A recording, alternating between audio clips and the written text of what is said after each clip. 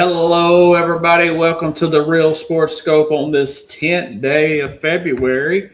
Got a great show with you on for tonight. Got Rich Ferris from the Cumulus Sports 1045 The Zone, which is the flagship of the Tennessee Titans. Going to get his thoughts. I wanted to get him on a few weeks ago, but we've had this. Remember, we were covering from a ice storm from a couple of weeks ago. Now it's 70 degrees outside today. It was 77 as a record high in Nashville, but he had some power outage issues, and quite frankly, the whole city was discombobulated. I was too, actually. But anyways, got a great show with you on for the night. Going to give you my thoughts on that Super Bowl. A little bit of a drag, to say the least.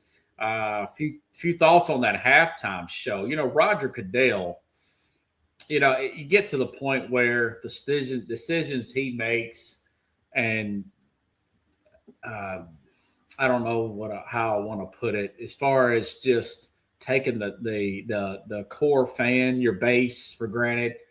And you'll be able to see, I'll show you some clips there of what some people off TikTok have put about that halftime show and whatnot, some videos there.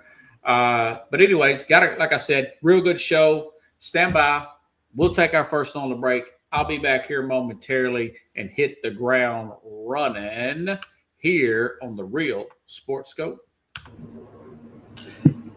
Hello, Sports Scope followers. The program has seen tremendous growth since going 5 days a week. I just wanted to thank everybody for your cash contributions and sharing the program with friends and families. Just a reminder, if you want to contribute to the program, go to the Cash App, the cash sign, and Sports Scope. There are other ways to contribute to the program listed at the bottom of the screen. If you want to advertise on the program, go to Sports, that is Sports with an S, another S, Scope, SKOPE, at gmail.com, just like it's listed at the bottom of the screen. Thank you and enjoy the program. All righty then, I'm back here live. Wrote some notes down here. Essentially, folks, I'm not here to be a cheerleader for the league. I know it sounds like that way sometimes. Love watching NFL, love watching football when it's high-quality football. But the truth of the matter is the Super Bowl sucked. The halftime show, the clips that I did watch of it, I didn't watch it all the way. That sucked. And unfortunately, nothing against Crit Kid Rock or Charlie Kirk or Turning Point, but that sucked too. I mean, it was just bad all around. and there's just no other way to put it. It's just no other way to put it. But, listen. But back to the game. And I'll go back to the halftime show a little bit afterwards and show some clips and whatnot. I got a little bit more of a take there. But, like I said prior to the game, Drake May, I said he would struggle on the left side of the offensive line. He would struggle in this game because we knew that there were issues on the left side of the offensive line of the New England Patriots and whatnot. We saw it in the Denver game. We saw it in the Houston game. We actually saw it in the first round against the LA Chargers. The only big difference in this game is that the Patriot defense didn't turn over. You look at it, they didn't turn over like a C.J. Stroud 5 times. They didn't have a key turnover. Remember, they were going against the backup there in Denver. They were going against Stidham in Denver, and they had a big turnover there, or that they were losing that game. I should have predicted a blowout. I picked the Seattle to win, but I probably should have picked up on this and predicted a blowout. But remember, there was 5 turnovers, and then you go back to the first round and the wild card game. They're playing against a team without 2 tackles, and their defense was playing at a high level, and they played at a high level most of this game, a good chunk of this Super Bowl. I'll talk about the New England defense per se, But the game is still about how I would predict going into the first half. You go into this game at halftime, it's 9-0. Well, the Patriots had the ball back at halftime.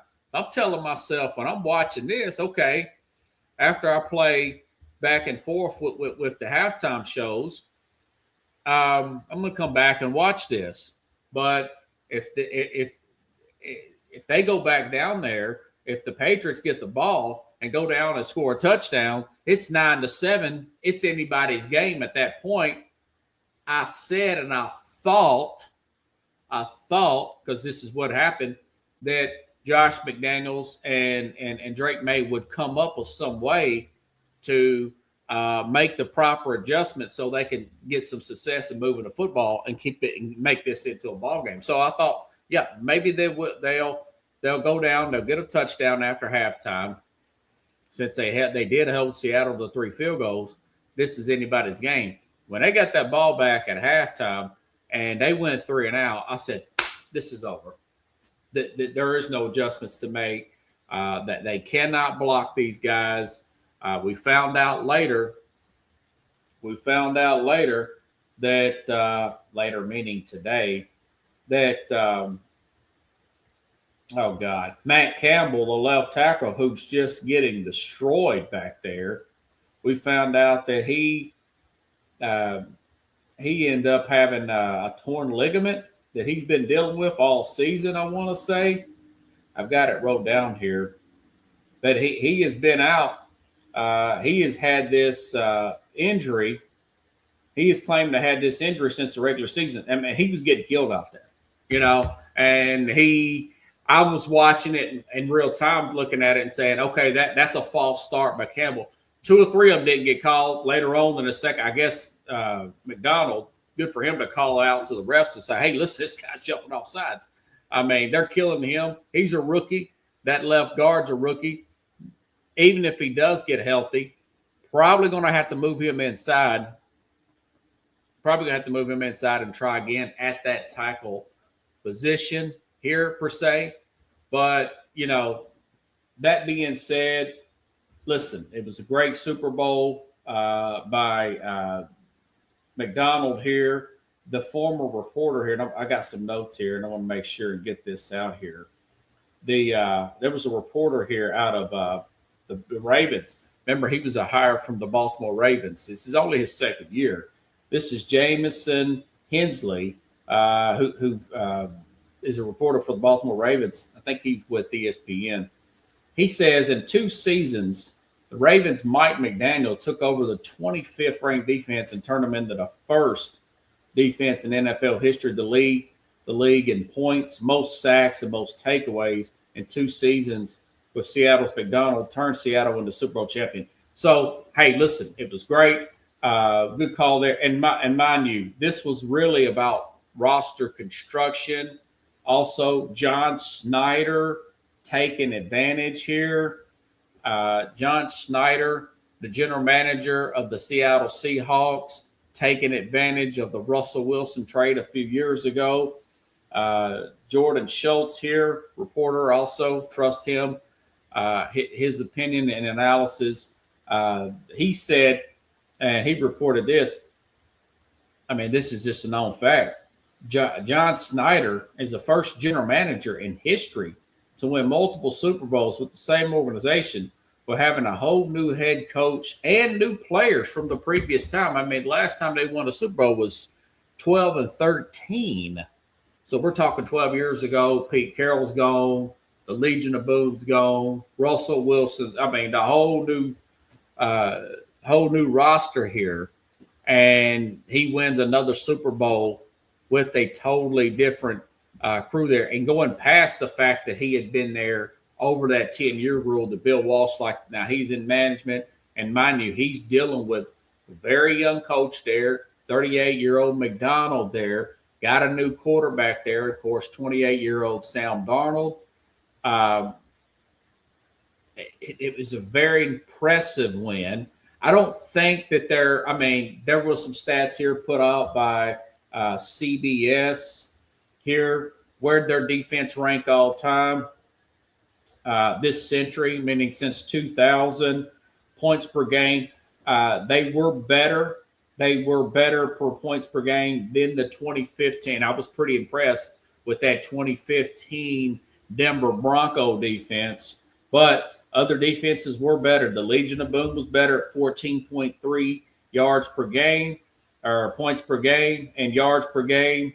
They were better. The Legion of Boom was better.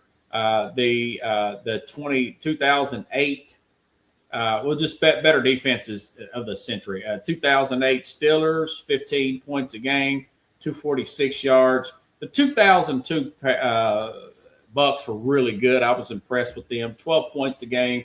And the 2000 Ravens, definitely one of the best I've ever seen. I didn't get a chance to really watch the 85 Bears. I was only 4 years old, but they're going to this century. 9.4 points a game, 240 yards a game for the 2000 Ravens. So they're just behind that 2015 Denver Bronco team by 1 point there, or just ahead of them.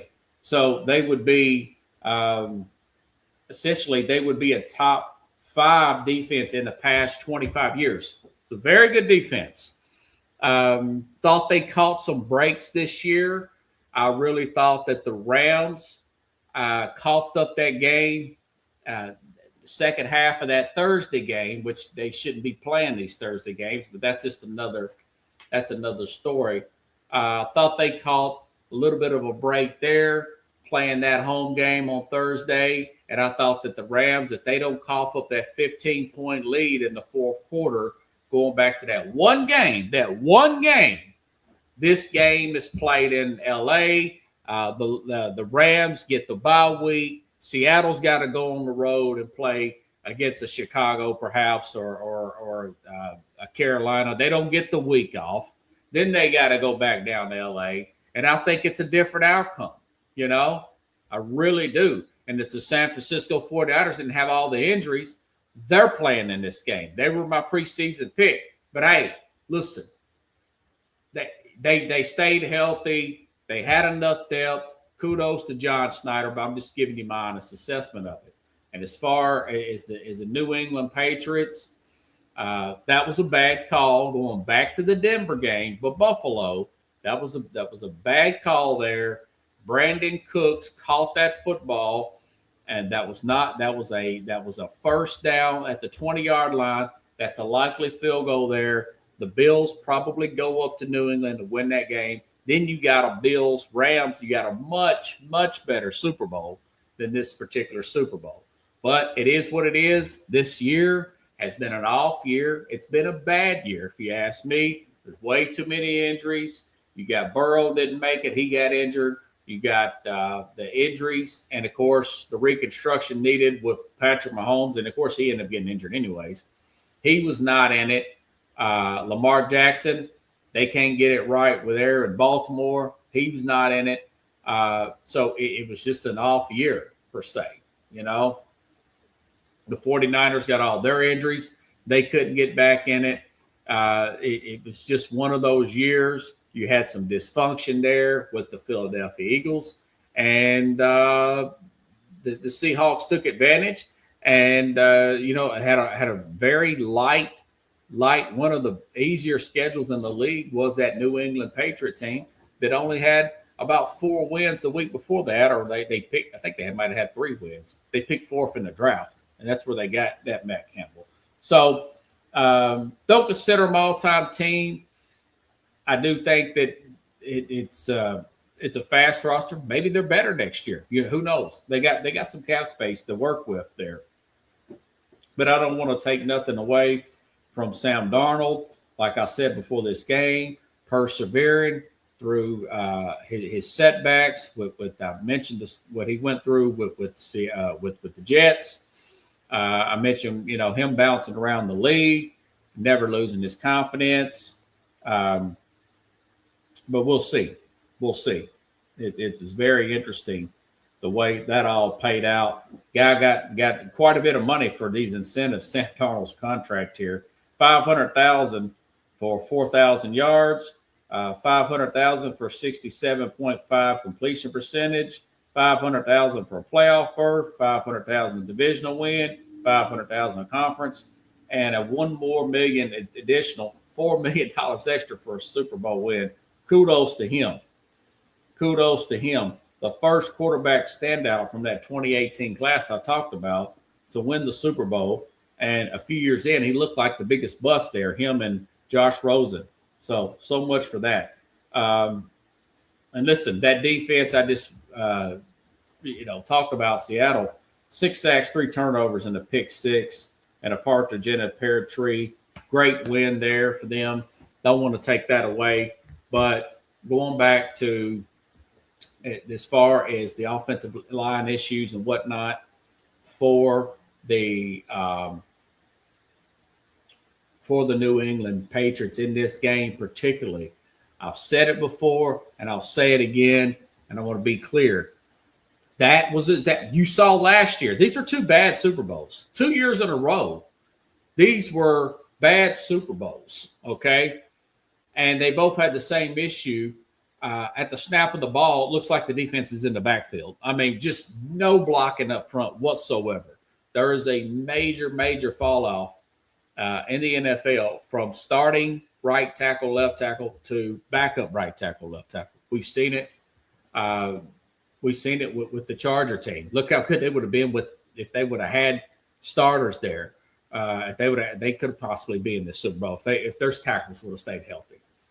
But I'd much rather, and to take a tackle, right tackle, left tackle in the first round or pay them the big money rather than take that flashy wide receiver any day. That is prime examples of that. And also, like I said a few weeks ago with the Chicago Bears, bringing in Joe Thuney, they lost their left tackle. Their left tackle wasn't there. So they put Joe Thuney at left tackle, a guard they paid big money to, and they were at least competitive. Well, they won 2 games, or won a game. They were competitive, though, with the L.A. Rams and had a very good shot to win that game at the very end. But, you put a normal backup in there, and it's a major fall off. So, I said this then. I'll say it now. Back in the 21 season, the 22 season with the Cincinnati Bengals, if the Bengals if they take Penei Sewell over Jamar Chase, the Cincinnati Bengals win the Super Bowl that year. They beat that Ram team. It's just they already had T. Higgins. It made no sense. It made 0 sense. You want to sell fantasy? It's great for fantasy football. It's great to sell tickets, and I know that's what they said. Well, they're just trying to appease Burrow because they played together in college. I thought it was nonsense. I thought it was BS. I think that they drafted him to sell tickets, and they got the Super Bowl anyways with that line. But if you had a guy like a Sewell there, maybe Aaron Donald does not get to a Joe Burrow there. But this Super Bowl was a prime example of that. You draft them higher, I'm more likely to, if the guy's healthy, to extend an offensive lineman over a wide receiver any day of the week. That's just prime example. You have no chance if your quarterback is snapping the ball and the defense is in the backfield like that. And the games are unwatchable when the line plays that bad. When it's that bad, these games are, like I said, I followed on my phone because I do this show, I'm an analyst, but I turned that game off. When they went 3 and out like that in the second half, that first drive, I said, this is over. There is no adjustment because they cannot block these guys, So I'm a little bit actually overboard. I get the rambling. But anyways, so about that god-awful halftime show. Roger Goodell, it's about time there's more changes that need to be done in the NFL. Quite a few. But Roger Goodell, it goes on him. He hired Jay-Z. I like Jay-Z, Live Nation, all that. But listen, you want a guy to speak, and I love my Spanish friends. Carlos speaks, but he's from Colombia. A few ex-girlfriends were Spanish. Guys I work with, Spanish speakers. Love Spanish. Want to learn Spanish. Wish I had more time in a day to learn Spanish. but this is an American sport here. Most of the country here, I think it's like 80 something percent of what I want to say speaks English. I think it's 13% or something like that speaks Spanish. This is still an American game. The Bad Bunny thing was a colossal failure from that perspective.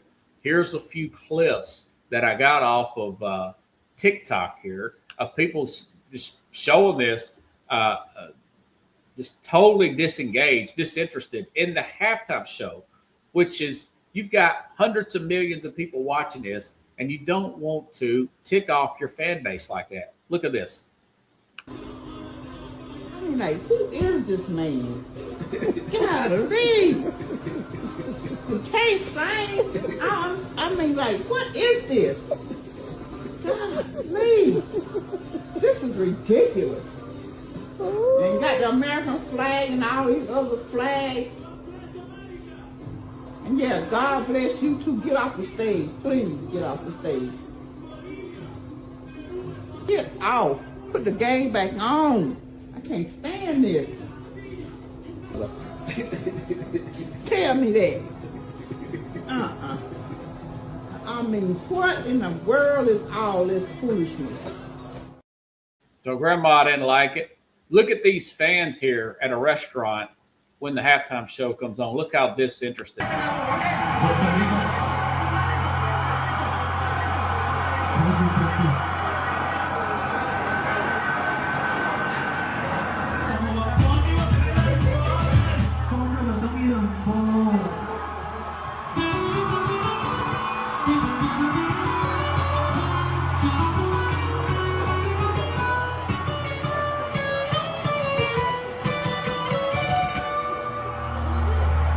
Quieren quitarme el río y también la playa, quieren el mate mío y que abuelita se vaya.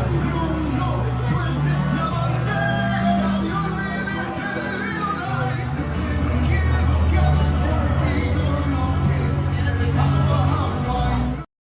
Yeah, and I had another video of people in the stadium just looking at it like, what is this guy saying here? I mean, it's just they're putting.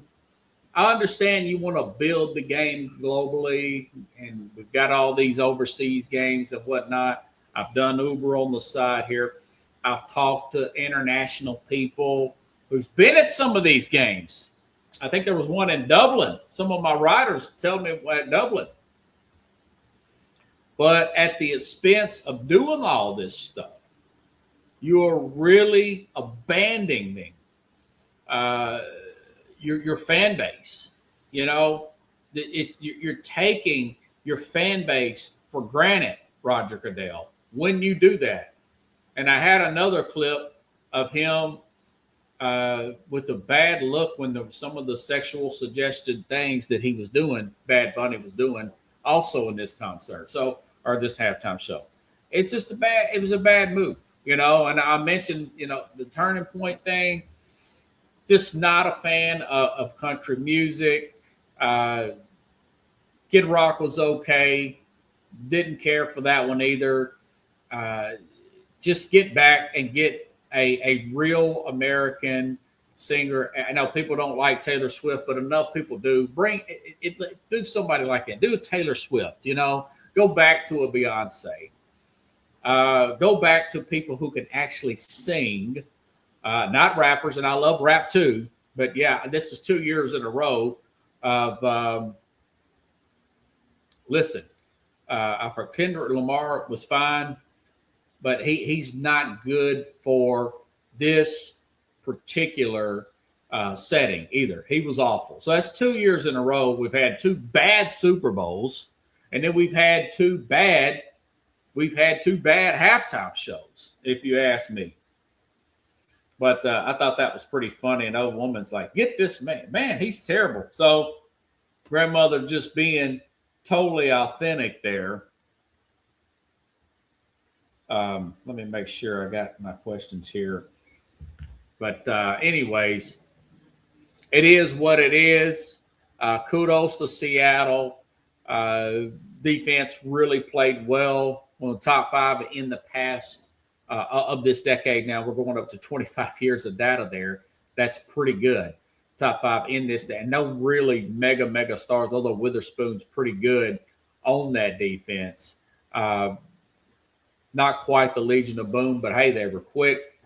They took care of business there, And I'm waiting. I've got Rich Ferris coming on here pretty soon. Here also, there was some other news here about James Pierce, the former Vol player and current Atlanta Falcon, first round pick. Man, he got arrested. I'll try to cover that and detail here in the next day or two. But I do want to talk a little bit of the Tennessee Titans hire, which I had ranked as one of my better hires here when I did the top rankings of the coaching hires of this cycle, 10 hires here. Rich Ferris here from the Titans Cumulus Radio Flagship 104.5, the Zone here.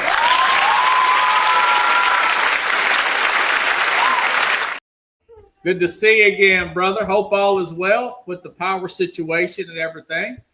Yeah, it was a little crazy there for a bit. My power was out for a minute and then came back on a few days later, but luckily everything in the house was cool. But yeah, it was pretty stressful there for a few days. Yeah, it was for everybody. I lost some for a few hours. I know there's trees did you have any tree problems in your house or anything? Yeah, a little bit. Had to kind of clean that up, but yeah, luckily nothing crazy, just a bunch of limbs and stuff, having to clean out the yard and spent about half the day this weekend just doing that. Yeah, we're blessed to have a 77-degree temperature day today. Yeah, it's super nice today. Yeah.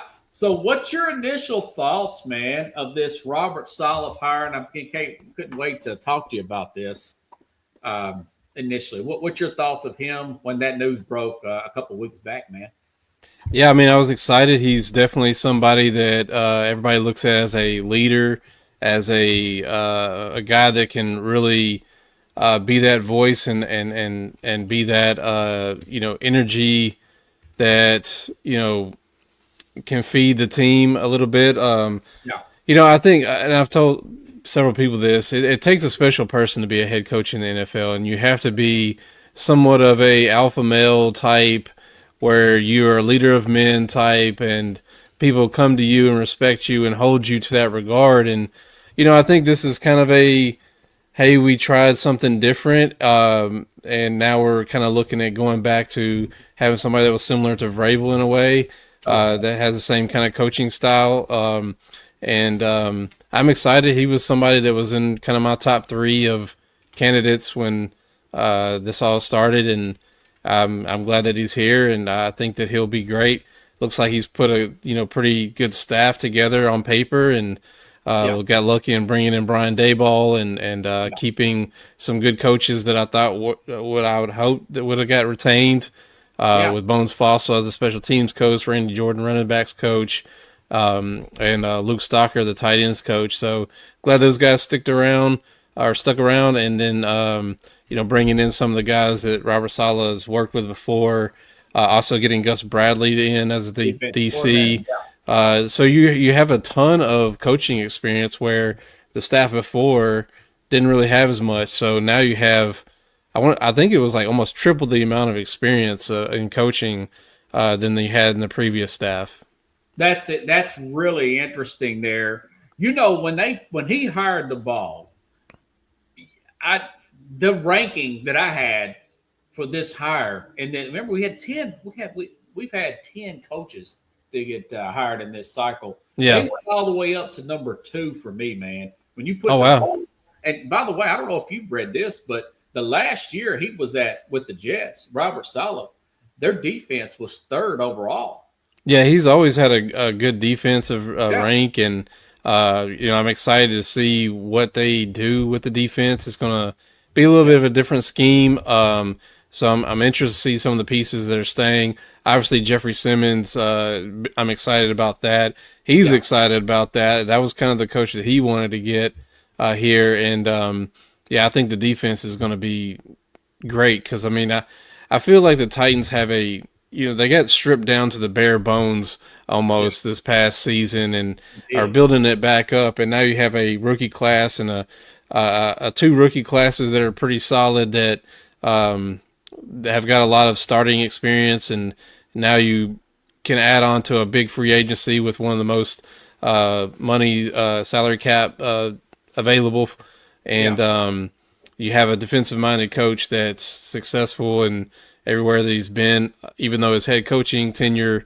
wasn't great, but there was a lot of good things about those that I think the thing that really doomed him was the year that Aaron Rodgers, that was supposed to be like their year, gets hurt on the first series and yeah, is out for the season. So that entire season was a wash, and then the next year just all came apart. But I think this go round, I think that it's going to be a lot different, and I think that he's one of those coaches that was young enough to understand what went wrong and is going to change that, and took that to get the next opportunity and learn from all those any of those mistakes. yeah. Where would you rank this one as far as the hires? I didn't. I should have asked it like that. I put it Oh, at I got you. yeah. I put it only behind John Harbaugh going to the Giants. Would you? Let's Those see are if I your hires. ranked. Yeah, Yeah, I mean John Harbaugh is a big one. yeah. Let me think. I'm Because of trying this. to remember all the hirings because Yeah, you got it. I think Atlanta might. I mean, Kevin Stefanski. I wasn't really that big on Stefanski, but I think yeah, him going to Atlanta is pretty good. I actually think McCarthy going to the Steelers is pretty good too. yeah. Um, Same here. I had that one up here. let's see, what am I missing? Miami, Hart, Miami. yeah. Halfley Yeah, you from got Halfley, which I'm not.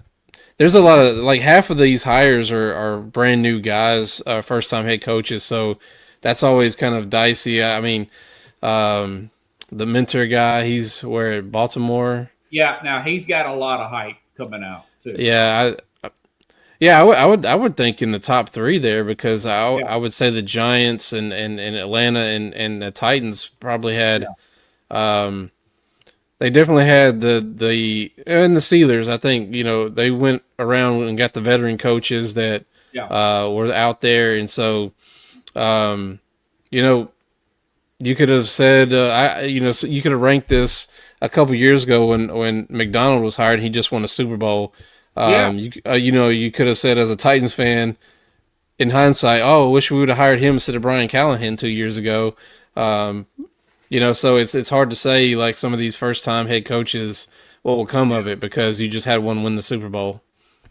yeah. I think I had Kubiak up there high for the Raiders because of his Mm. situation. Um, I think another thing you always got to take into factor too is what organizations you're going to. Somebody like the Browns are always meddling. Their ownership's always meddling. Something's always off there. Same yeah, thing a little bit with the Jets. I could say that. Same thing with the Raiders. yeah. Cowboys. Miami to an extent, as they seem like they're always meddling and getting involved where, you would hope that they wouldn't as much sometimes and kind of let things play out a little longer. But, a lot of people want to criticize Amy Adams Strunk for doing the same thing, but I don't think it's anywhere near the level as some of these teams, like especially the Browns of with the Haslams meddling and doing things and ticking people off and whatnot. So yeah, I think I would definitely put it in the top three. It's kind of hard to say exactly where though. Yeah, that's true. Something a lot of it is situational too, especially if you got a quarterback that feels like the situation with the Raiders, man, with Kubiak. Uh, Hmm. you put him with the Mendoza, and they're second behind the Titans with all that money, Yeah. Bowers and Genty. That looks like a potential home run for the first time. That's the most optimistic I've been about that organization since Rich Gannon going back to 2002. Although they got beaten at Super Yeah, Bowl. you hope if they take Mendoza that they got a lot of talent they've collected with not being great and drafting early. Yeah. So you hope that, a good coaching staff, and that's one thing I'm kind of left to be seen is Tom Brady's involvement with all this. Like, how much is that really helpful or hurtful? But Yeah. I think for them, there's a lot of it's kind of hard to get worse, really. So you hope that with all the stuff the talent that you've collected and the new coaching staff is able to get it all together. Yeah, that's true. We talk about the ball, and I think the big question about him is keeping the ball there and not losing him in 1 year. I don't know if you heard about this or read this, but uh, Brian Flores with Minnesota, they're paying him $6 million a year to be their defensive coordinator. You got to wonder if Amy Adams would offer a big salary like that in case one of these jobs come open next year, where it's so close where the ball may not take it. You know what I'm saying? Yeah, yeah. Where it's like maybe like a Saints or somebody, or not a Saints, but maybe a Tampa Bay or somebody. Hmm. What are your thoughts about that? Paying a coordinator practically head coach money, and like some of these first time head coaches make about 6 to 8 million. What do you Yeah. think about the idea of that? Keeping a guy like the ball? I think if it's working, Yeah, you pay what you get. I mean, I think it's worth. Um, yeah, I think it would be worth it to maintain, especially for a young quarterback, if this next season is a big success, yeah, which also gives him opportunities to go elsewhere. But I think that was one of the biggest things that stood out to the Titans organization in hiring Robert Saleh. Is he had a plan whether, hey, if I get a person in here that's going to stick here for a year, get a head coaching job, here's my plan B and C for when this yeah, person leaves, and so on. So I think that he was so prepared with a plan. That's what landed him the job here. And I think that there's a few people on the staff that they're putting together that could potentially down the road be a OC. And one thing that I've noticed in this head coaching cycle, with yeah, it being so many, there were still a lot of candidates and defensive coordinators, offensive coordinators that were in the mix that decided, hey, I'm going to go stick with being a DC or an OC, yeah, and not worry about head coaching jobs. You've seen there was plenty that turned down the Browns, and I think a couple turned down the Raiders to go be in the same position as or even some of them stepping down like Mike McDaniel's, going from a head coaching and had some opportunities to going back to being an OC. So yeah. there may That was be. one of the It better really hires. depends on. Yeah, It really depends on what's available. So for somebody like Dayball, he may, get some opportunities that may not be better than where he is already. And so I hope that there's some continuity and he sticks around for a little while if it's successful. But I understand if he gets opportunities, it's kind of a good and bad thing, because if he leaves, but he's leaving because the season was good. So it's kind of bittersweet in a way. yeah. I really hope that he knows what he's doing, Salif, with hiring that in-house guy, because but then again, he's from that 49er tree, which has also got some ties to the Rams. Those guys the Rams seem to hit home runs every single time with assistance. But the flip side is, you look at a Detroit, you look at a Philadelphia. There may be one more out there that I'm missing, where they've hired in-house guys. Hmm. Tampa, where they hired an in-house guy and had to fire them. Yeah. The very next year. That's my biggest fear, and I think that's really a lot of the Titans fans' fears, if you ask me. Yeah. I mean, it's always a fear, but I think you look at what just has happened over the last two seasons, it seems like everything's in place to be better than the last two seasons. And really, that's the first thing you can hope for, is that you're just Yeah, better. And so yeah, I think the people that are in place, there's a lot of experience there. I think, there should be a pretty decent year next year. And it'll be interesting to see what they do in the draft and free agency. yeah. That's true, and I think I want to say we've got the free agency coming up in about a month Yeah. from today. The combine is in 2 weeks. So, Yeah, Senior Bowl just wrapped up. The NFL schedule never ends. They've made it such a 365 in the news feed, uh, which I love. But because the offseason can sometimes be fun, especially for a team like the Titans that are rebuilding. It's gonna be a lot of fun. You know something, without knowing what they're going to do in free agency, I think that there's a chance this team, I don't think it's out of the realm of saying that they could be like a Carolina this past year, where they slide in to the playoffs as a wild card or slide in as a 9-win or 10-win team with the right breaks. What do you Yeah. think about a possibility of having them kind of expectations, even though we know this is a tough division, man, and the conference is getting tougher as well? Yeah, I mean that's the goal. It's always going to be the expectations as any team when they start the Yeah. season is it's playoffs, and we once we get into the playoffs, let's Anything to try to happen. get as far as you can go. Yeah. Yeah. Wouldn't you? I wouldn't put it out of the question. Now, of course, we got to wait and see how these things play out. Um, do you see them maybe moving? Well, I was talking about this with Matt New Yorker the other day. Uh, Jeffrey Simmons is 29. I mean, all pro year. I mean, what do you think? The idea of even trading him and maybe building around the Sweat. What do you think What do you think they could get for a guy like that right now? I don't think either side wants to move Yeah. or do a trade. I think if there was a time to do it, it would have been this year. Yeah. Now that you're moving forward, I think Jeff is so invaluable that you may not be able to get the compensation you want for the value that he's going to give, not only on the field but in the locker room, Okay. and especially you need with a new head coach to lean on some of these senior guys.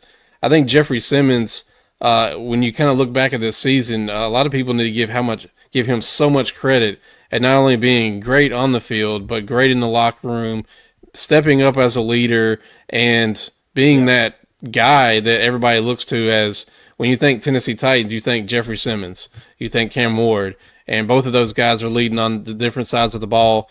And I think you have to keep Jeffrey Simmons around. I even say while you have the money, maybe even give him a little extension to go ahead and say, hey, we want you to stick around and possibly retire here.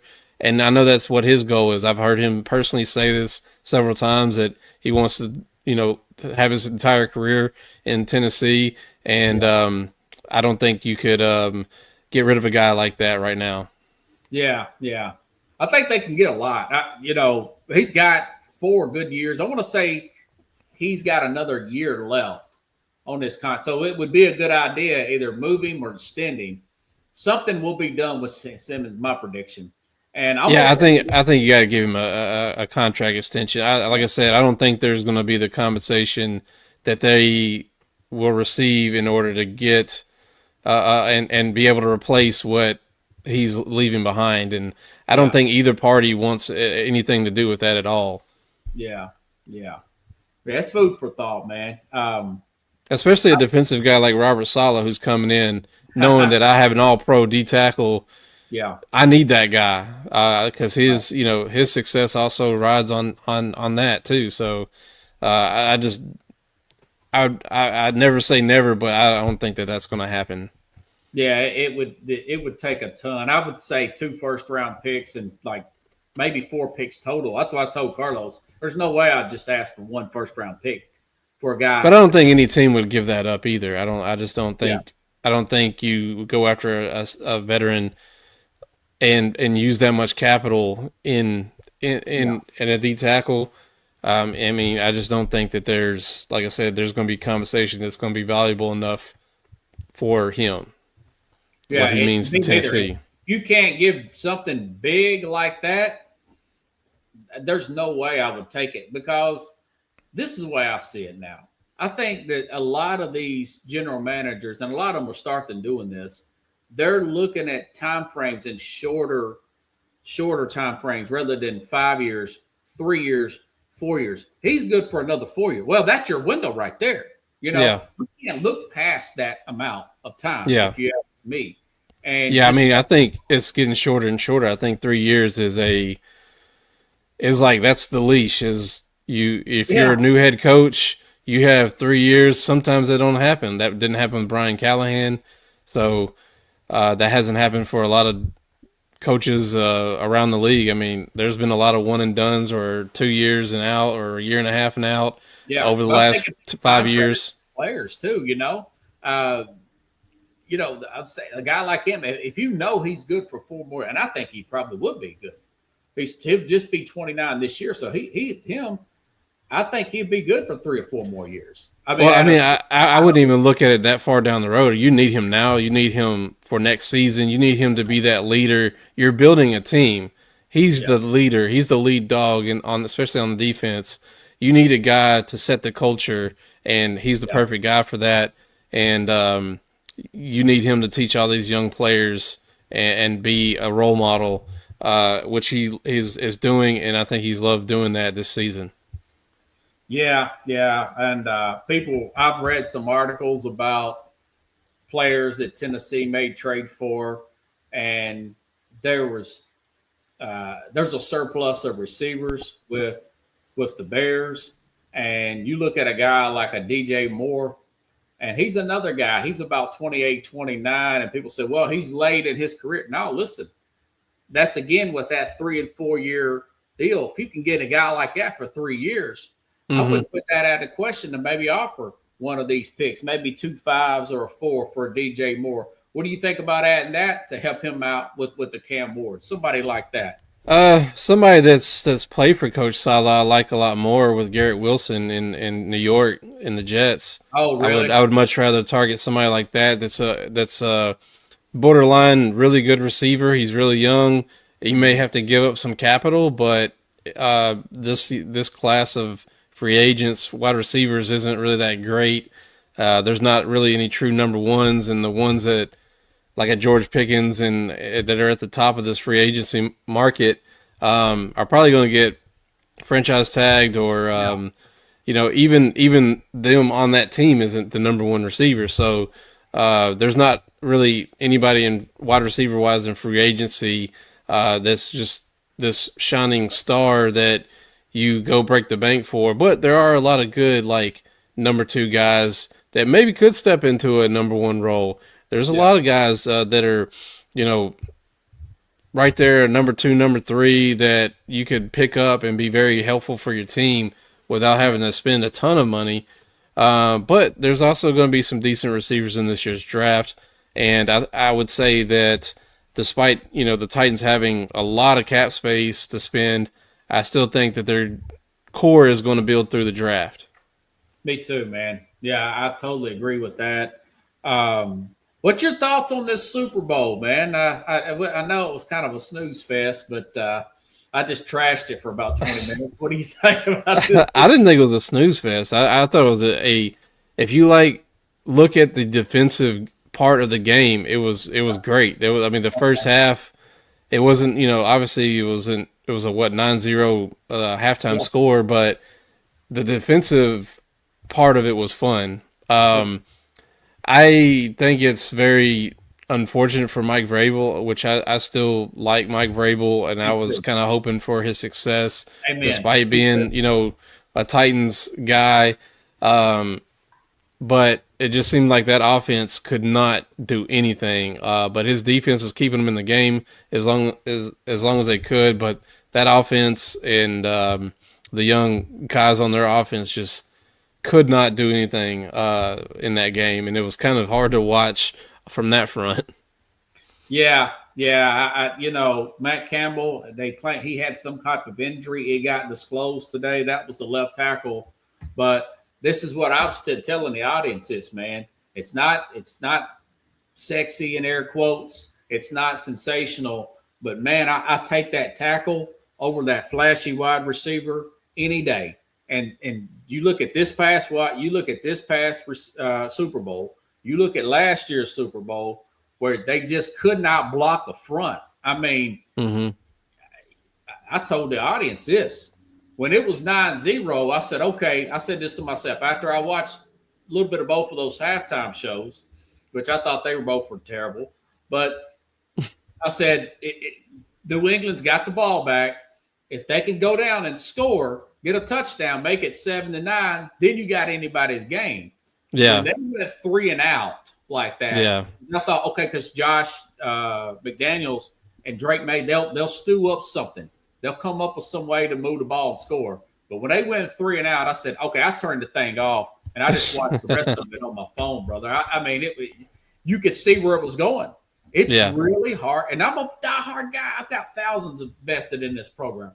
But, man, it's hard to watch it when you just cannot block that front like that. It kind of reminded me of the Titans. Remember when we were going through some issues where the offensive line was falling apart? I think it was Mike Vrabel's last year.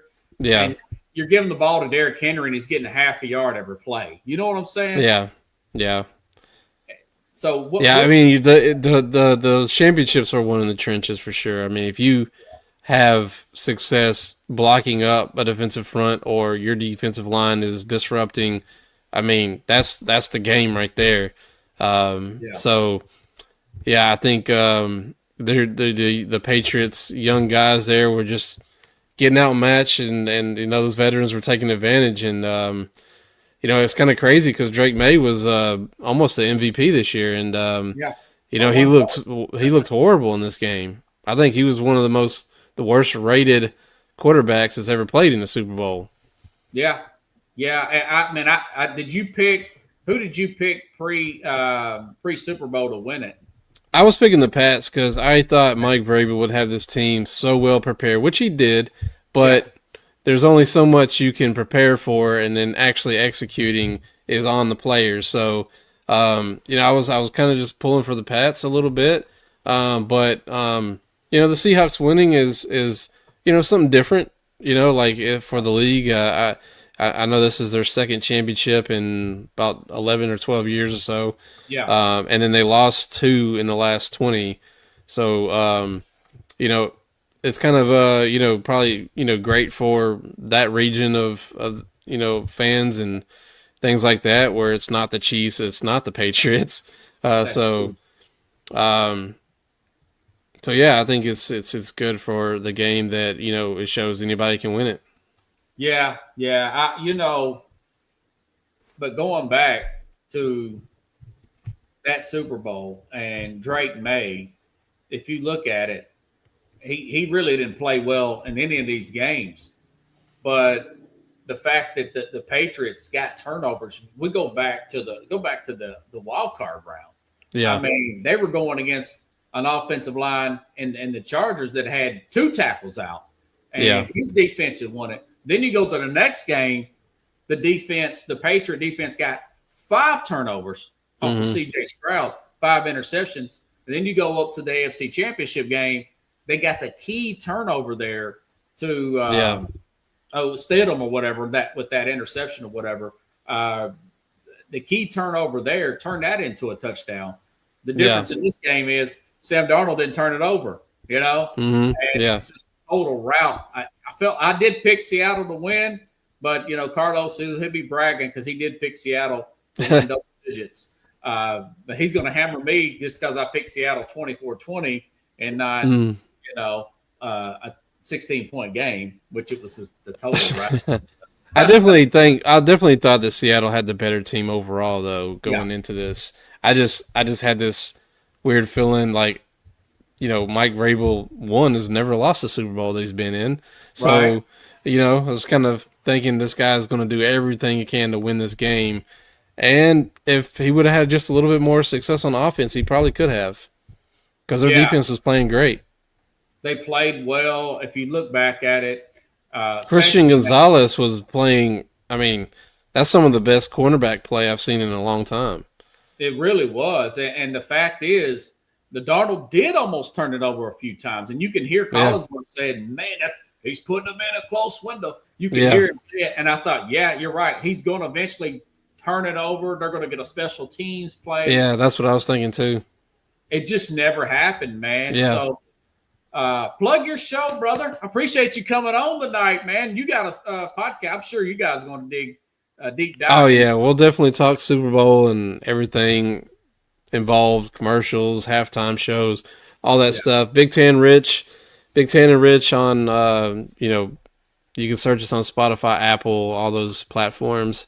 And we talking that and talking a little pop culture stuff around the Super Bowl and we got some TV shows we've been talking about too. So What's your TV shows that you guys dig into? I may take it. We talk a little bit of some Marvel shows. There's a new one out right now called Wonder Man that we're looking into. Watching Fallout season 2. The new Game of Thrones show. I can't think of the name of it. That's on HBO. We've been reviewing those. I know Paradise season 2 is about to come out, so yeah, we'll be talking a little bit about that. And when we get into the non-football season, that's a lot of stuff we get into. Is a lot of pop culture things and all that kind of stuff. March Madness will be big with us. With basketball heating up now that football season's wrapping up. Yeah, I tell you what, man, I'm gonna talk about that Thursday with the Mad New Yorker. I think that and we may have to do a Final Four show. I don't know, like a guest the Final Four panel if you might want to do that. That's food for thought. Get the two shows together.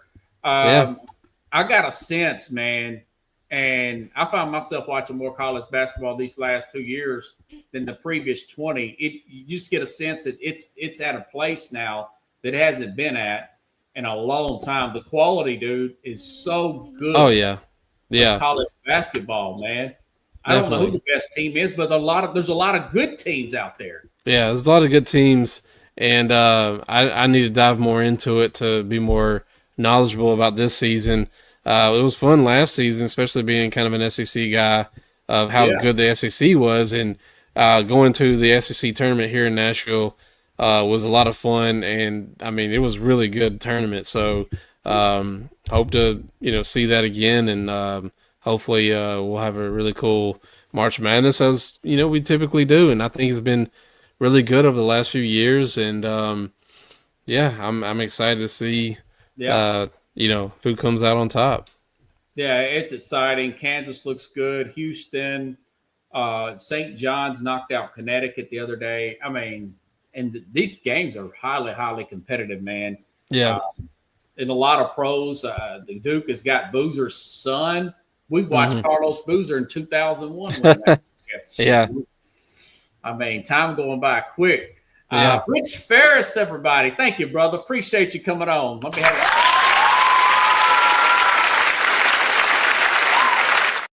Appreciate you coming, man. Hey, have a good night, buddy. You too, man. Thanks for having me. All right, see you. All right, everybody. I'll try to be back here probably Thursday. I think I'm going to replay this show Wednesday because I still got some other work to do. But if you like the show, share the show. I'll be back Thursday, going back and forth with the Mad New Yorker. Got a few other things I'm going to dig in with him. So you all have a good night. I'll see you same time, same place here on The Real Sports.